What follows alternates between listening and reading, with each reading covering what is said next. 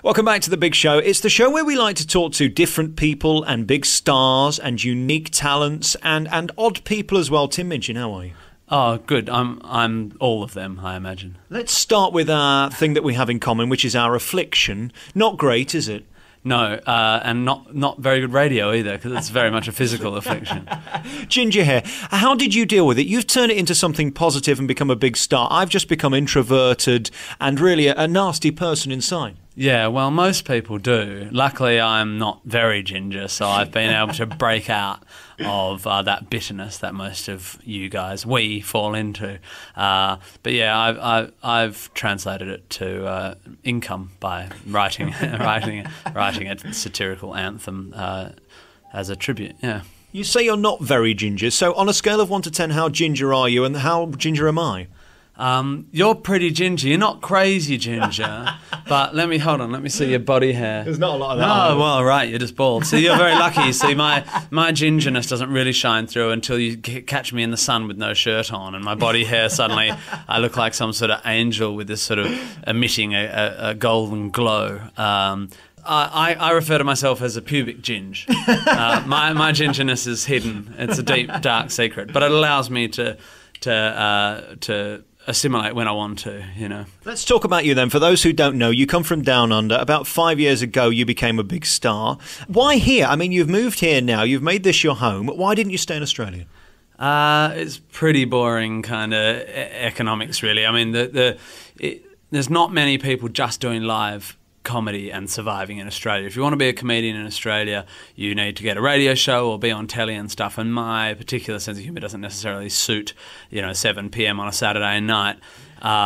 So when I first came to Edinburgh and I got a really good reaction, we didn't really hesitate. It's just we've never been particularly worried. When I say we, my partner and I, we've never been particularly worried about where we live. We left Perth years ago to move to Melbourne, and for people who know how wide Australia is, that once you've left Perth, the most isolated city in the world, you've kind of broken the back of travel, and so you could be anywhere once you've left Perth, because you're always going to be 3,000 miles from home, sort of thing, or 1,000 miles from home. So we just responded to the reaction, really, and now we spend a third of the time in Australia anyway, so we have the best of both worlds. But this tour I'm doing now, 45 dates at 45 venues in 2 months, I mean, that in Australia to do, there's only about sort of 10 theatres of this size in the country, and to get to them you have to get on a plane, so it's just not as easy or as dense or as interesting, and the population's not so comedy savvy either. Britain's amazing, and I'm noticing even since I've been here, it's getting kind of cooler for young people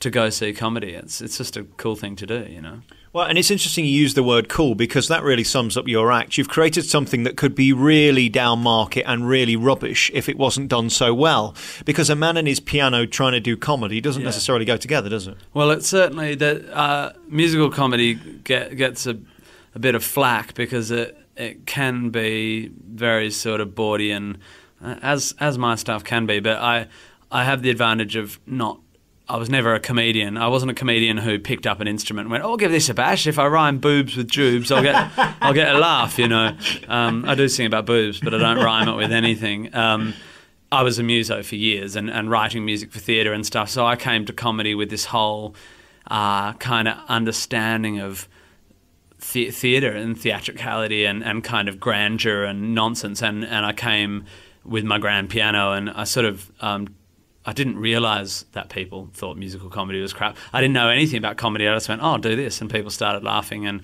there's no doubt, I get the vibe that people who don't like musical comedy still like my show, because it's just a big nonsense concert, with some swearing and some analysis of critical thinking theory. I'm curious to talk to you about whether you actually want to be here being a comedian, because I read your CV and it seems to me you wanted to be a proper actor or something decent, and not really just some touring comedian. Yeah. To be honest, this is exactly what I want to be. I cannot think of a better thing to do, because I was an actor, or am, or was, or something, and I've played loads of different styles of music, and I've written loads of music for theatre, and really what I do now is exactly what I want. I've always written satirical lyrics, even when I was trying to be a normal rock band or a pop band. I always found myself not able to take myself very seriously, so I'd get a broken heart, but rather than I'd write a song called "Who's the Fella This Week, Bitch," rather than write a song called "Tears on My Pillow," you know. And so I'd always done that. I'm very happy on stage, you know, and reasonably relaxed, and I love playing. I love playing music, and so really it's weird. After 10 years of struggling, trying to break through as an actor, trying to break through as a composer, what gave me a career was just me doing exactly what I want to do. And I'm aware how lucky that is, because most people don't get to do exactly what they want to do for a living. And you are a performer on stage. I mean, there is some acting involved, isn't there? You're not just a man who turns up in a clever suit and stands there and delivers lines and goes off. Yeah, well, it's not... I mean, again, I didn't sort of have any awareness of what the rules of comedy were. And I didn't really make any conscious decisions about who I'd be on stage, but somehow I started wearing makeup and stuff again, because taking the mickey out of this idea of a wannabe rock star and stuff and all that, and suddenly I sort of had this character, and I didn't really make him deliberately, but he certainly allows me to do a whole lot of stuff that I wouldn't get away with if I was just talking about it, because he's kind of a bit wild-eyed and a bit stuttery.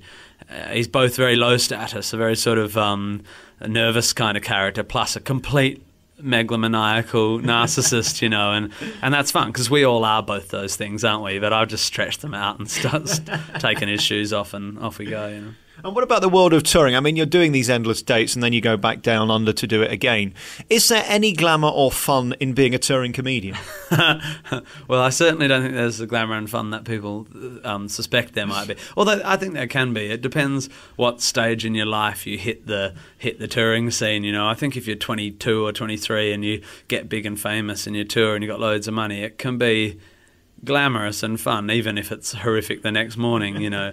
But I didn't really get any recognition till I was 30 and had a baby, and, you know, so for me, touring is hard work, but it's great. I love walking into beautiful theatres and watching the set go up, and it's really good fun. But it's certainly not. It's pathetic. I feel like my body is like a car that has to do a race every day, and every day you have to try and tinker with it to stop it breaking. Like today, I've got a sore wrist, which is obviously a nightmare for a pianist. I've got a sore throat. You know, like every day, it's like I wake up and go, what's wrong with me now? Yeah, it's weird. You know, it's only 2 hours work a night, but for some reason, it kind of, you always hear so and so cancelled a concert because of this, and you always think, how pathetic. You know, most of us have real jobs, but I've done all those jobs, and nothing buggers you like this. And of course there's a pressure, isn't there, with your show, because it's not just a man and a microphone, which most comedians are. It's a production, and then there's the makeup and the hair. Why do you go to so much effort? Because when I didn't put in as much effort, no one paid to see me. Again, coming from a theatre background, I never, you know, especially coming to the UK, I now know that the 90s were the sort of era of the alternative comedian, and it was basically the crappier you looked. If you were slightly overweight, had a T-shirt and jeans on and a microphone and nothing else, then you were, and could still make people laugh, then that was comedy. And I came into it sort of showing off and razzle-dazzle, and you know, some of the early reviews were like self-indulgent piano playing and stuff, and I was like, but I'm a pianist. What else am I meant to do? You know, it's like saying self-indulgent juggling by that juggler. You know, but I just love I love theatre, and I've always loved sort of everything from minimalist to mega theatre, and I just love making people walk out to the interval going, oh my God, do you see it when the pyros went off? You know, and then coming back and then totally underpinning that by playing something really dark. I love the journey you can send people on, and even in my shows I get people tearing up in my encore, not because I come out and do something really deep, but just because I switch it and do something a bit sort of sentimental or whatever. And I love seeing how far, you know, you don't just have to do one thing, and 2 hours is a long time. You know, if you look at great theatre, you should be able to manipulate people into having all sorts of different experiences of in terms of comedy, of cringing, of gasping, of laughing with recognition, of laughing at the absurdity of the fact that they don't recognise what you know, especially a character like mine. Sometimes I talk about stuff that it's not like, don't you hate it when you go to the bus stop? It's like, don't you hate it when people make the error of correlation versus causation when thinking about Mr. Whippy Men, you know, like, and people laugh because it's not something they've thought about. I guess I like the idea of just making it a big night out, you know, coming out the end feeling like you've had a big meal. Is it liberating as well, knowing now people are at the stage where they're prepared to pay to come and see you, they're not coming to see somebody else and you happen to be on the bill, and therefore your 2 hours are your own and you're just liberated in the fact that you can do what the hell you like. In fact, if you wanted to do gymnastics on stage, you could do it, and you could probably make it funny. Yeah, I could probably get away with it, and but I might not sell so many tickets the next year. I mean, it's a double-edged sword, of course. The higher your profile gets, the more control you have, but also the more people have a kind of more generic expectation. When I was playing to 200 or 300 people, those people tended to be connoisseurs. They were like, oh, this is this guy who does this, that and the other, and we know him and we feel a sense of ownership over him because no one's found out about him yet, and we go for exactly what he has to give us. Now it's like, I saw him on the telly, let's get the whole family, and then I'm sitting there singing some song bashing religion or swearing a bit or whatever. I don't want people to get the impression that my show is kind of shocking for the sake of it, but I address lots of topics and songs about death and songs about sex and stuff. These are the things that obsess me,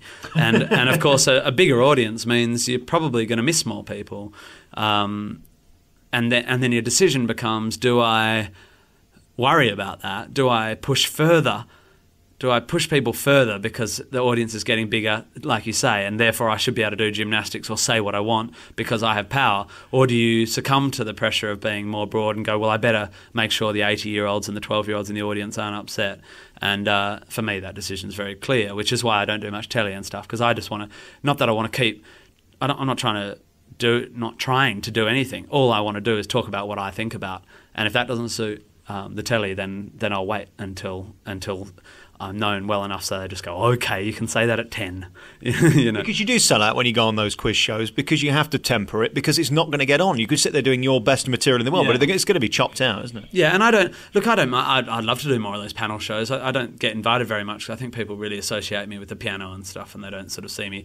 I'm perfectly capable of holding my own on a panel, I think. And I don't mind that, because I'm not someone that needs to be shocking all the time, and I'm perfectly happy to have a light-hearted chat about any topic. As you can tell, I don't know, my problem is shutting up, really. But in terms of like doing a show or a sketch show or being involved in someone else's sketch show, which is something I've seriously considered, or even writing a comedy drama or a sitcom like I have been working on.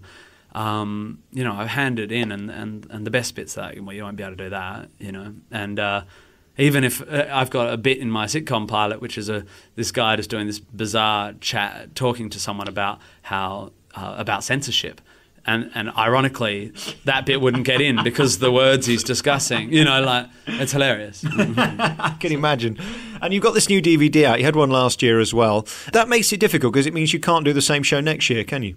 Yeah, although the DVD I'm putting out in the UK this year is the same DVD as last year, but with added extras. It's a re-release, and I'm not trying to fool anyone. It's very clearly special edition. It's because this year more people have got to know me. So Universal are very sensibly sort of saying, well, here it's still there, that DVD that no one bought last year. So it's kind of got all these added extras, and it's got a lyric book with all the crap in it, and it's good. I'm putting out the show I'm touring now. I'm putting out in Australia on DVD. Oh, it's ridiculous, but yeah, there's no doubt. It's like that show that's out on DVD now was on E4 a couple of weeks ago, and it's why I've sold so many tickets for this tour.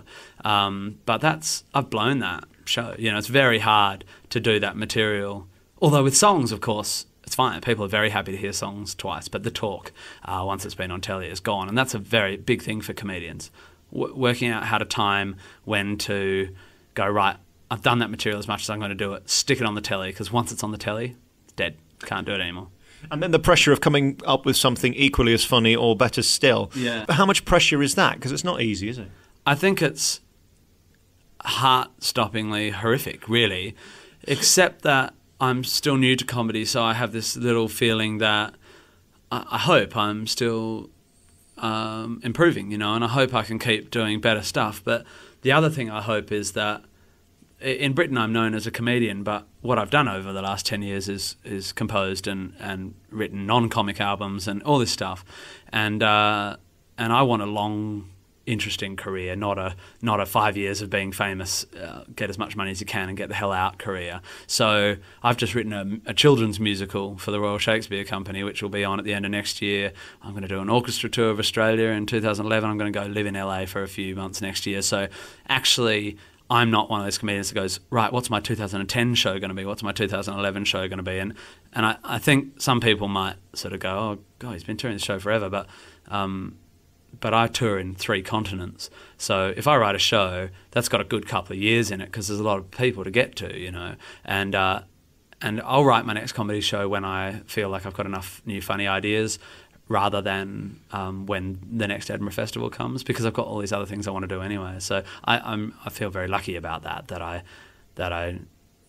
can take that pressure off myself a bit. But of course, you don't want to take the pressure off so much that you just sit around for 5 years, or don't make anything. So the only way you get anything done is to give yourself a deadline. So when I feel brave enough, I'll just give myself a deadline and book myself into the Edinburgh Fringe again and go. Okay, that's what I did with this show. I wrote it in 6 weeks because I had to. It isn't usual, though, is it? There seems to be a thing now where everybody wants to merchandise, do the big arena tours. We see it all the time, and then bring the DVD out and then get out again because you want to do it while you can.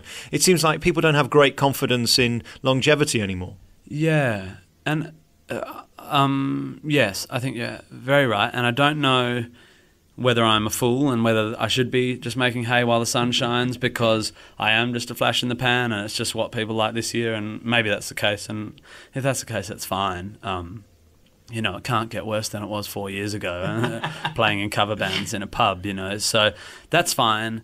And I totally respect people who do that, because the fact is the public is fickle, or at least insatiable. They'll always... And you know how the public... You remember what they did to Ricky after 4 years, that everyone just went, we hate him because he's too famous, and he wrote it out, and now we love him again, and it happens to, another great artist like Jordan. Everyone has their period in the snow. I believe she's taking her orchestra down under next year as well. Yeah, I think an orchestra tour. She's orchestrating it. It's an orchestra of plastic surgeons. I think I feel... Partly, I think I am confident because I do have this history of... I'm not a 21-year-old who made a break and then just doesn't have anything else. So I know I can do other stuff, and also I know I don't... I was just as happy before lots of people knew who I was, so I'm not scared of the winter of discontent. I'm not scared that I'm going to suddenly be cast out. You're not needy, that's what you're telling me. Oh, God, I'm very needy. I wouldn't be in this job if I wasn't needy. But I'm needy in a kind of... I'd like to write a book one day. I want a long, varied career, and I'm in a wonderful position now where people will know my work, and because I haven't done stuff that's against what I do naturally, like do lots of telly and stuff, I'm still in a position where people know me for doing exactly what I bloody want to do. So my brand of stuff is intact and has a reasonably good reputation now amongst people who like this stuff. I'm sure there's an equal amount of people who hate it, but I think I should be able to. I just want to use this to make lots of different things. Are there any T-shirts or anything with "I love gingers" on that I can go and buy to make myself feel better? Maybe front of house for $18.99. I did $28.99. I did think of doing a T-shirt with that line, only a ginger. But the reason I'm not saying the whole line is because the T-shirt gives away the joke. So because that song I do, it has this huge long setup where people's brains have to be going in a different direction. So even talking about gingerness on the show sort of gives it away a bit. But so you don't want to make merchandise that gives your jokes away. It's like Jimmy Carr putting his punchlines on the back of a shirt. No, he just sells them to anybody who's willing to listen. Congratulations on being you. It's nice that everybody's behind you right now. I mean, I notice Chris Moores keeps banging the drum of Tim Minchin and everything, and that's nice because you need some positive endorsement, or people won't come. Yeah, I this year's been very strange. It's just suddenly, I guess it is the telly thing a few weeks ago, but things just hit a critical mass. It's gone very quickly for me, mind you, from the beginning of my comedy career to now. But at the same time, I have been touring for a couple of years, and it's just exponential mathematics, isn't it? Eventually, you know, you've got 1,000 people who know you and they tell 3 people each, and suddenly you're getting into real numbers, and it's very exciting, and we're having a great time, and suddenly I've got 5 crew and massive lights and all this nonsense. So I'm still not making any money, but no, we're having a really good time, and I'm it's a long bloody tour, so I'm just going to try and keep my motor running. Have you made it to the point yet where you've reached the top end of show business, where you can afford a smoke machine? Well, see, I was very ostentatious. There's 2 things I did at the beginning of my career that helped me make my career, and neither of them I had a right to demand. But very early on in my career, I said, I'm not going to do a show without a grand piano, and I'm not going to do a show without a smoke machine. Congratulations to you. I'm so proud. I know. Honestly, I'm actually tearing up. And a wind machine as well. Congratulations, and thank you very much for bringing something new to comedy. I think we've got a bit sick of the Jimmy Carr-esque, I'm so clever and more intelligent than you, I'm going to stand here and do my jokes at you. In fact, I saw him in Montreal just a few weeks ago with a clipboard, which I thought was a new way of doing comedy. Oh, but I see, Jimmy gets away with it. But and a lot of my comedy is slightly inaccessible too, but I make it accessible by pointing funny lights at it. If you haven't seen you and you've got an open mind and you don't mind the odd swear word every now and again, it's clever and it's different and it's new, and Tim Minchin's your man for the DVD at Christmas. And thank you very much for talking to us. Thanks so much. Hello, everybody. Bye.